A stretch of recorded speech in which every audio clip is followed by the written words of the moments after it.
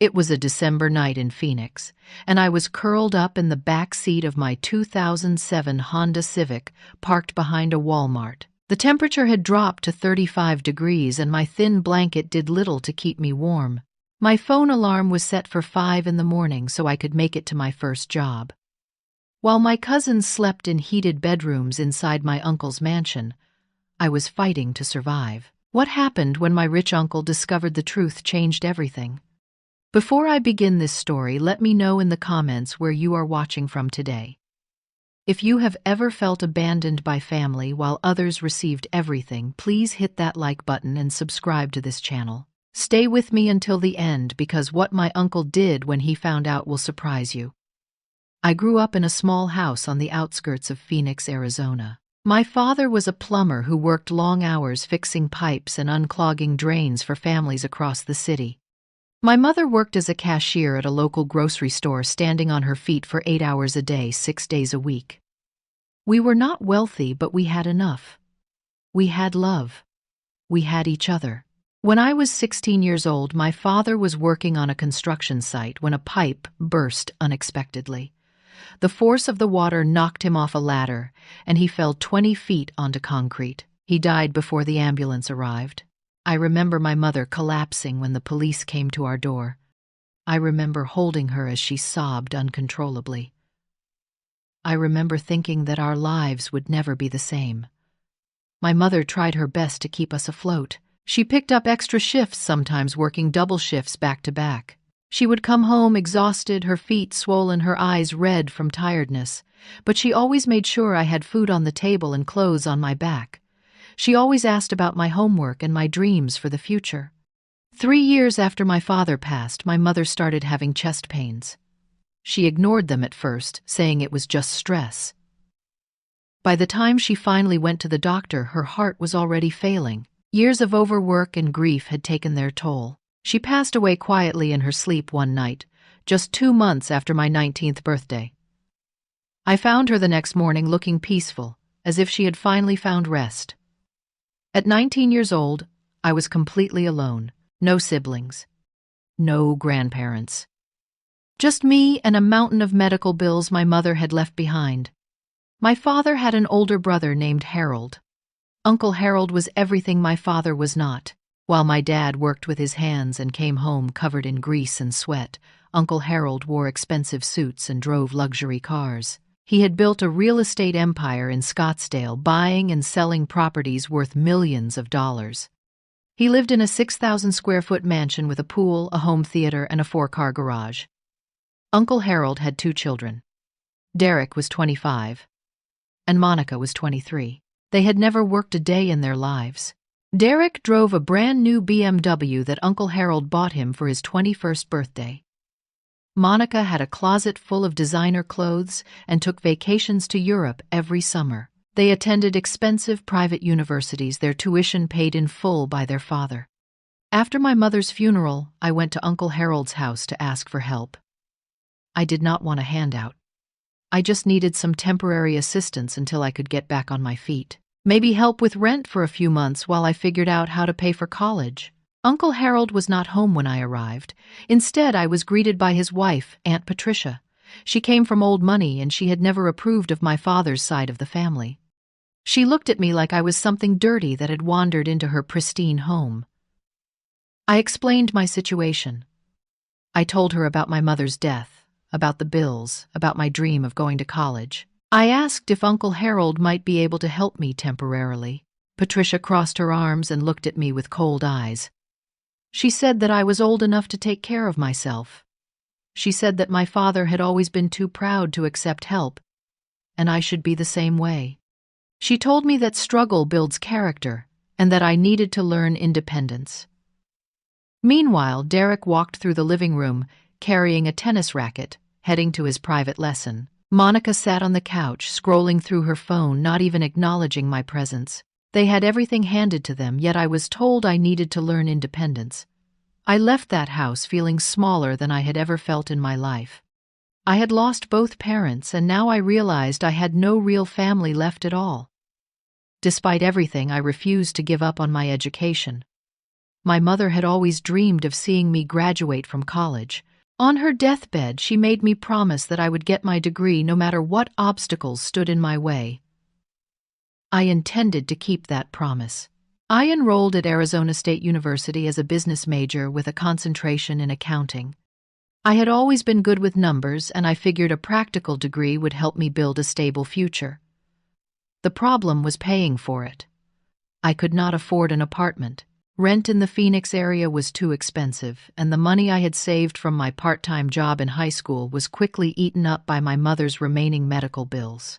So, I made a decision that would define the next chapter of my life. I would live in my car. My father's old Honda Civic became my home. I kept my clothes in a duffel bag in the trunk. I stored my textbooks on the passenger seat. I learned which parking lots were safe to sleep in and which ones would get me a knock on the window from police officers. Walmart parking lots were usually safe. They stayed open 24 hours, and security rarely bothered anyone sleeping in their cars. I also found a spot behind a church that was quiet and peaceful. Some nights, I parked in industrial areas where no one came after dark. To pay for tuition and basic necessities, I worked 2 jobs. My first job was at a coffee shop called Morning Grind. I started at 5 in the morning and worked until 11. I made minimum wage plus tips, which usually came out to about $9 an hour. I learned to make every type of coffee drink imaginable, from simple black coffee to complicated lattes with extra foam and caramel drizzle. My second job was delivering pizzas for a local restaurant. I worked from 5 in the evening until 11 at night, sometimes later on weekends. I used my own car and my own gas, which ate into my earnings, but I averaged about $12 an hour with tips included. Between my 2 jobs, I attended classes. I would finish my morning shift, drive to campus, sit through lectures while fighting to stay awake, and then head to my evening job. Sometimes I would study in the university library during my breaks, catching a quick nap in a quiet corner when exhaustion became too much. A typical day looked like this. I would wake up at 4:30 in the morning in the back seat of my Civic, my breath visible in the cold air. I would drive to a 24-hour gym where I paid $15 a month for a membership. I would use their showers to clean up, brush my teeth at their sinks, and change into my work uniform in their locker room. Then, I would head to Morning Grind for my shift. I would drink as much free coffee as my manager allowed to stay alert. After my shift, I would grab a day-old pastry that was going to be thrown away anyway. That was usually my breakfast. After work, I would drive to campus for my afternoon classes. I survived on vending machine snacks and water from drinking fountains. Sometimes I would find a quiet spot in the library and close my eyes for 20 minutes, setting an alarm so I would not oversleep. Then it was off to the pizza place. I would deliver orders all across the city, trying to be as friendly as possible to earn better tips. By 11 at night, I was back in my car eating leftover pizza that the restaurant let employees take home. Then I would find a safe parking spot, crawl into my back seat, and try to get a few hours of sleep before starting all over again. One evening, I was assigned to deliver an order to a familiar address in Scottsdale. My heart sank when I realized where I was going. It was Uncle Harold's mansion. I considered asking another driver to take the order, but I needed every tip I could get. So I drove to the house, walked up the long driveway, and rang the doorbell. Derek answered the door. He was wearing designer clothes, and I could hear laughter and music coming from inside. He was hosting a party for his friends. When he saw me standing there in my pizza delivery uniform holding a stack of pizza boxes, his face twisted into a smirk. He turned around and called out to his friends, saying that they would not believe who was delivering their food. Several people came to the door. They looked at me and laughed. Derek made jokes about how the family charity case had found his true calling in life. Monica appeared with her phone snapping pictures of me. She said this was too good not to share on social media. I handed over the pizzas. Derek paid with a credit card and did not leave a tip. He told me to have a nice life and closed the door in my face. I could hear them laughing inside as I walked back to my car. That night I parked in my usual spot behind the Walmart. I sat in the driver's seat for a long time, staring at nothing. Then I broke down crying. I cried for my parents. I cried for the unfairness of it all. I cried because I did not understand why family could be so cruel to their own blood. But I did not quit.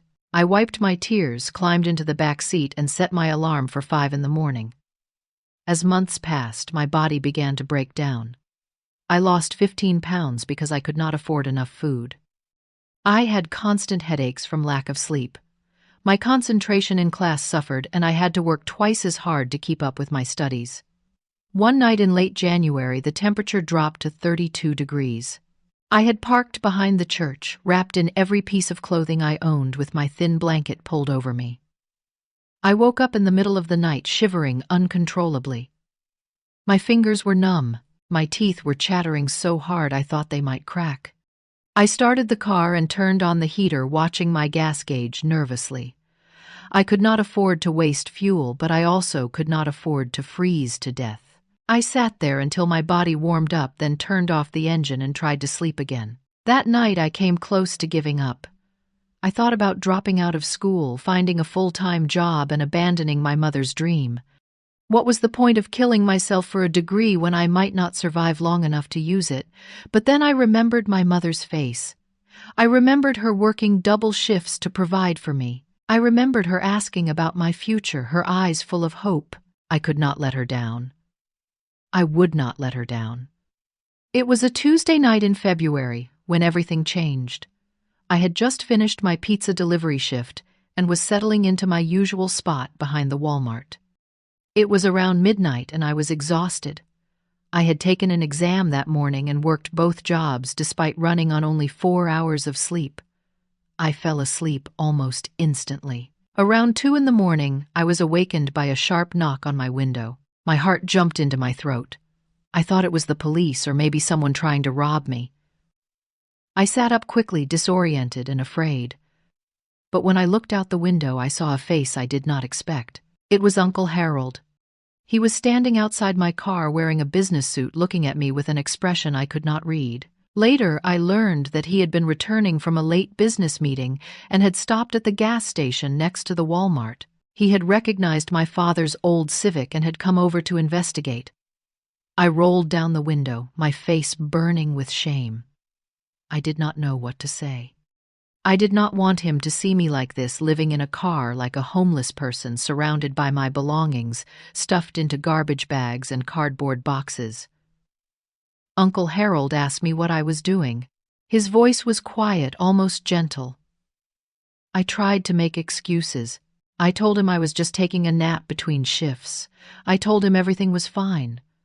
But he could see the truth. He could see the blankets piled in my back seat.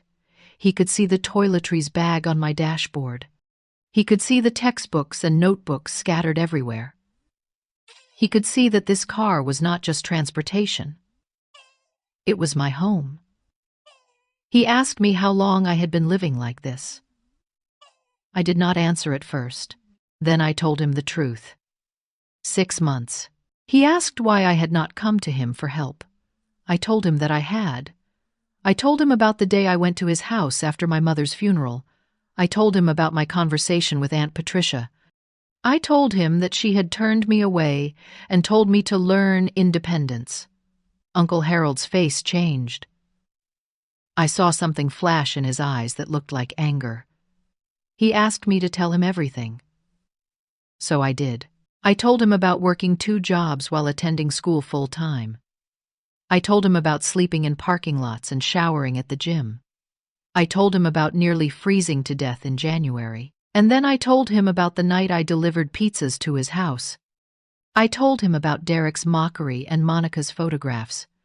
I showed him the post Monica had made on social media, the one where she called me the family embarrassment. Uncle Harold stood there in silence for a long moment. Then he told me to follow his car. He said I was going home with him tonight.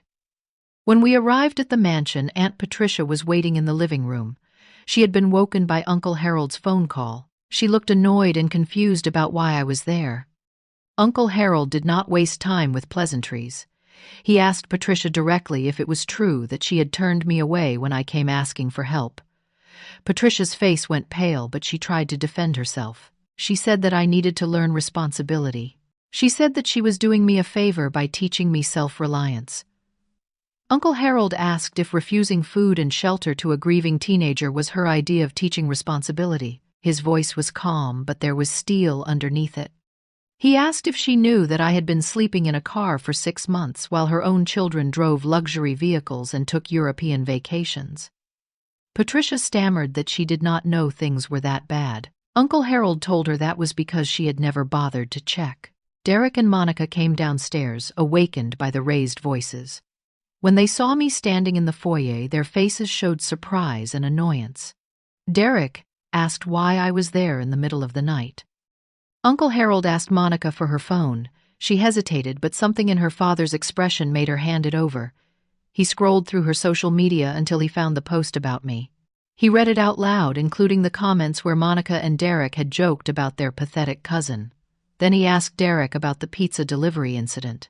Derek tried to play it off as a joke. He said I needed to learn to take a joke, that it was not his fault, I was too sensitive. Uncle Harold's calm finally broke.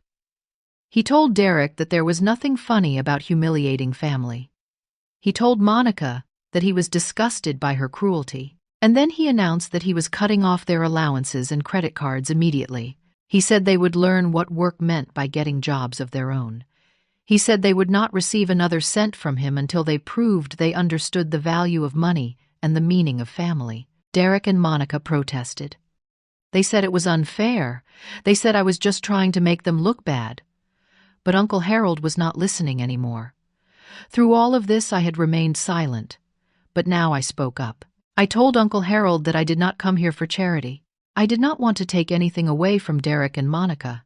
I just wanted a fair chance. I pulled out my phone and showed him my transcript. Despite everything, I had maintained a 3.8 grade point average. I showed him the budget spreadsheet I had created to track every dollar I earned and spent. I showed him the 5-year plan I had written for myself, outlining how I intended to graduate, find a job, and build a career. I told him that I was not asking for a handout. I was asking for an opportunity. I would pay back every cent he spent on me. I would prove that his investment was worthwhile. Uncle Harold looked at me for a long moment. Then he said something that I will never forget. He said that I reminded him of my father. He said my father had been the hardest working person he had ever known, and he could see that same spirit in me. Uncle Harold offered me a room in the main house, but I chose the small apartment above the garage instead. It had its own entrance, a tiny kitchen, and a bathroom with a real shower. After 6 months of living in my car, it felt like a palace. But more importantly, it allowed me to maintain my independence. I was not a guest in someone else's home. I had my own space. Uncle Harold paid my remaining tuition, but he made it clear that this was an investment, not a gift. He said he expected to see results. I told him he would not be disappointed. I continued working one job, cutting back to 20 hours a week at the coffee shop. The extra time allowed me to focus more on my studies and take care of my health. I started eating regular meals. I started sleeping 7 hours a night. I started feeling human again. Patricia's attitude toward me changed, slowly. At first, she avoided me, barely acknowledging my presence when we crossed paths. But as weeks passed, she began to notice things. She noticed that I woke up early every morning without being asked. She noticed that I kept my apartment spotless. She noticed that I spent my free time studying rather than watching television or playing video games. One day, she came to my apartment with a plate of cookies she had baked. She did not apologize directly, but she said that she may have misjudged me. She said she could see now why Harold believed in me. It was not much, but it was a start. Derek and Monica had a harder time adjusting. Uncle Harold forced them to get part-time jobs. Derek became a clerk at a retail store, and Monica started working as a hostess at a restaurant. They complained constantly at first. They said it was humiliating. They said their friends made fun of them. But something unexpected happened over time. They began to change. Derek told me one day that he had never realized how hard people worked just to survive. He said standing on his feet for 8 hours made him understand why our fathers had been so different despite being brothers. Monica apologized for the social media post. She said she had been thoughtless and cruel and she was ashamed of who she had been. I accepted their apologies. Holding on to anger would not change the past, and I had too much to focus on in the present. 2 years later, I graduated from Arizona State University with honors. I wore my cap and gown proudly as I walked across the stage to receive my diploma. In the audience, I could see Uncle Harold wiping tears from his eyes. Beside him sat Patricia, Derek, and Monica, all clapping for me. I had done it. I had kept my promise to my mother. Within a month of graduation, I accepted a position at one of the largest accounting firms in Phoenix. My starting salary was more money than my parents had ever earned combined. I rented a small apartment closer to downtown, a place with big windows and a view of the mountains. I still have my father's old Honda Civic. It sits in my parking spot, a reminder of where I came from. Some nights I go down and sit inside it. I remember the cold. I remember the hunger. I remember the loneliness. And I remember that I survived. Looking back, I have thought a lot about those months in my car. I have thought about the injustice of being abandoned by family while others received everything. I have thought about the cruelty of being mocked by people who had never struggled a day in their lives. But I have also realized something important. Those hardships did not break me. They built me. They taught me resilience. They taught me resourcefulness. They taught me that I could survive anything as long as I refused to give up. I do not hate Patricia for turning me away. I do not hate Derek and Monica for their mockery. Holding on to hatred only poisons the person who carries it. They have changed, and I choose to focus on who they are becoming rather than who they were. My mother used to say that character is not built in comfortable times. It is forged in the fire of adversity. I understand now what she meant. If you are going through your own fire right now, I want you to know that it will not last forever. The nights in the car end. The double shifts end. The hunger and exhaustion and loneliness all end eventually. But the strength you build during those times stays with you forever. Sometimes the most cramped back seat of an old car can teach you more about life than any mansion ever could. And sometimes the family that abandons you is not your true family at all. Your true family is the one that shows up when you need them most, even if it takes them a while to find you. Have you ever been overlooked or abandoned by family while others received preferential treatment? I would love to hear your story in the comments below. Your experience might help someone else who is going through something similar right now. If this story touched your heart, please take a moment to hit the like button. It helps more people find this channel and hear stories that might change their perspective.